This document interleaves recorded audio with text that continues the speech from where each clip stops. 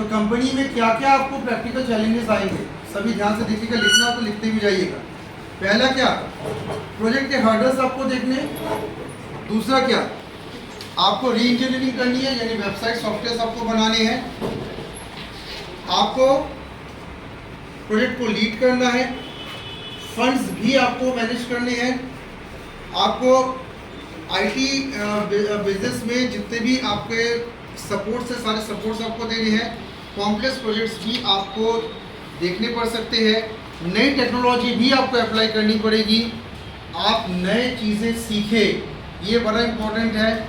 सारे रिक्वायरमेंट आपके दिमाग में क्लैरिफाई होने चाहिए और स्पेशलिस्ट के साथ काम करने की ताकत होनी चाहिए। इसकी फ़ोटो चाहे तो आप एक ज़रूर क्लिक कर लीजिएगा, क्योंकि ये है आपका स्किल जो आपको कॉलेजों में सीखना है। ये वो स्किल है जो आपको आईटी में जॉब करते समय आपको काम आएंगी। देख पा रहे हैं आप, एक ये स्किल अभी आप सीख लीजिए और एक ये स्किल कब आपको सीखना है, जब आप जॉब करेंगे। तो ये स्किल्स आपके बड़े इंपॉर्टेंट है भाई, मैं बता दे रहा हूँ, ठीक है। ऑफ कर देना।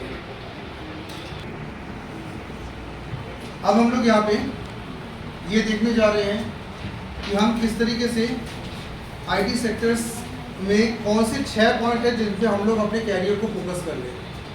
देखो मैं आपको ये बता दे रहा हूँ, finance and accounting is the very good sector for Jabalpur. आप टैली कर ले, सैप कर ले, ईआरपी कर ले और आप अपने शहर में बहुत आगे बढ़ सकते हैं। दूसरा क्या है, sales and marketing, digital marketing की बात कर रहा हूँ। जो लोग डिजिटल मार्केटिंग अगर सीख ले तो बिना कोड करके भी बहुत आगे निकल सकते हैं। इसका सेंट्रल हब अभी इंदौर है, मध्य प्रदेश में, और हर इंडस्ट्री अच्छा खासा पैसा फेंकती मार्केटिंग करवाने के, तो इस तरफ आपका है। तीसरा आपके पास क्या है, आप ह्यूमन रिसोर्स में जा सकते हैं। ह्यूमन रिसोर्स का मैनेजमेंट आप कर सकते हैं, एचआरएम जिसको हम कहते हैं। एचआरएम के लिए आपका एक्सेल आना चाहिए और साथ साथ में बहुत सारी कंपनीज के ऐसे सॉफ्टवेयर होते हैं जिससे पूरे ह्यूमन रिसोर्स का मैनेजमेंट चलता है। अकाउंटिंग एक बार आ चुका, फिर से आपको यहाँ पे दिख रहा है। परचेसिंग के भी सॉफ्टवेयर होते हैं, सैप बहुत इंपॉर्टेंट सॉफ्टवेयर जो काम करता है, और मैन्युफैक्चरिंग के लिए भी यहाँ पे सैप का यूज़ होता है। तो हमारे पास अगर स्टार्टिंग की बात करें तो ये कुछ सेक्टर्स है जिससे हम लोग काम कर सकते हैं आईटीज में, ठीक है। और फोटो क्लिक कर लीजिएगा, कोई बना रहे तो बना लिए, तो हम लोग आगे बढ़ रहे हैं। अब यहाँ पे जो एक समस्या लगातार हमारे इस बीच है कि युवा वर्ग ये कहता है कि सर ये 2 मित्र हमारे युवा पाल के बैठा है। पहला क्या, आईटी में सर जॉब्स ही नहीं है, ठीक है। मुझे तक बोला जाता है सर कहाँ जॉब्स है, आईटी में तो सर जॉब्स ही नहीं है। और फिर शाम को उस वही बैंगलोर का आईटी वाले के लड़के के यहाँ पे खाना खा के आते हैं।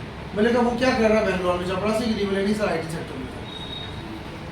जबलपुर वाला कहता है सर जॉब नहीं है, पुणे वाले के लड़के के साथ शादी करा रहे हैं।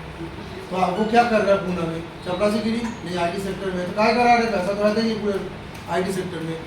डिक्लेयर्ड बेरोजगारी है, आईटी सिर्फ आईटी की बात नहीं करो, बहुत सारे सेक्टर्स में मैंने देखा डिक्लेयर्ड बेरोजगारी करके रखा युवा ने डिक्लेयर कर दिया सर जॉब है ही नहीं। कल भी जॉब कलेक्टर का था, आज भी कलेक्टर का है, कल भी कलेक्टर का ही रहेगा, और कोई जॉब होती नहीं, भारत में कोई जॉब हो नहीं सकती। जबकि इंडिया डेवलपिंग इकोनॉमी में आज खड़ा है। डेवलपिंग इकोनॉमी का मतलब सरकारी से ज़्यादा अच्छे जॉब्स ऑफ गवर्नमेंट हमारे पास है।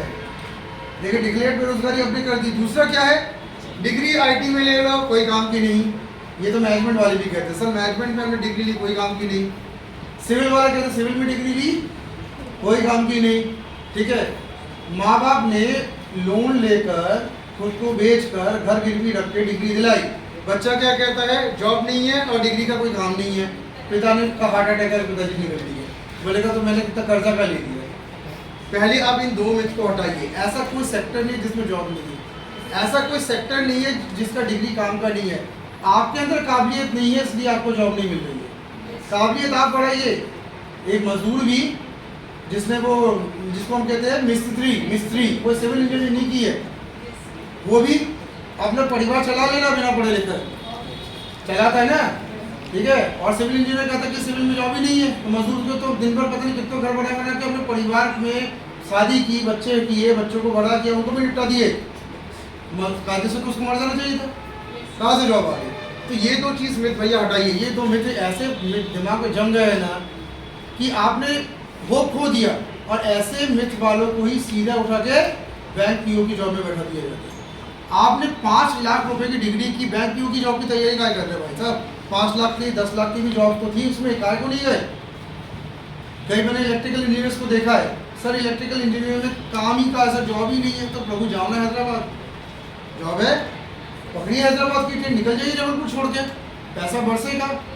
ये तो वही वाली बात हो गई कि फिल्म इंडस्ट्री में काम नहीं है और बॉम्बे में जाना ही नहीं है तुम्हें, तो बॉम्बे जाओगे तो बॉम्बे में काम मिलेगा, जबलपुर में बैठे रहोगे तो तुमसे या तो शूट करने को जाएगा। ठीक है, जबलपुर वाले चाहते हैं कि यही पे शूट करने हैं, कैमरा वैमरा लेके पूरे इधर ही आओ, मैं नहीं जाऊँगा जबलपुर छोड़ के। ठीक है, पूरी टीम लेके यहाँ पे आनी। अब यहाँ पे आईटी सेक्टर में जॉब नहीं, स्मिथ को मैं तोड़ने वाला हूँ।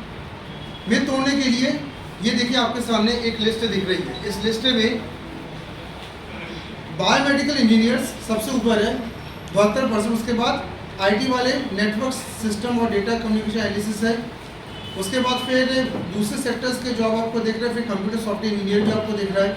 यानी ये टॉप जो 15 फास्टेस्ट ग्रोइंग जो जॉब्स है, इनमें 2 सेक्टर तो आईटी के हम लोग को यहाँ दिख रहे हैं, 15 में से 2 सेक्टर तो आईटी के यहाँ दिख रहे हैं। ये टॉप 15 की बात कर रहा हूँ जो सबसे ज़्यादा दुनिया में इस समय चल रहे हैं।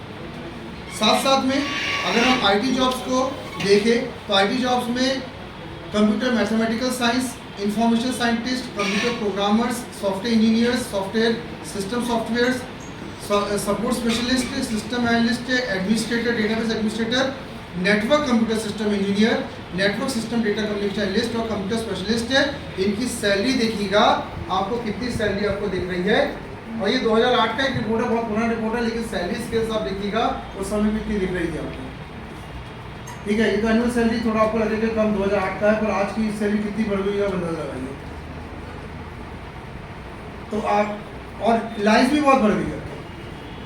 तो जिस बंदे को प्रोग्रामिंग से डर लगता है तो डेटाबेस में चला जाए, डेटाबेस से डर लगता है नेटवर्किंग में चले, नेटवर्किंग से डर लगता है फाइनेंस में चला जाए, फाइनेंस से डर लगता है डिजिटल मार्केटिंग में चला जाए, उससे डर लगता है साइबर सिक्योरिटी में चला जाए, उससे डर लगता है डेटा साइंस में चला जाए। कोई अंत है क्या? एंड बस आपने मान लिया।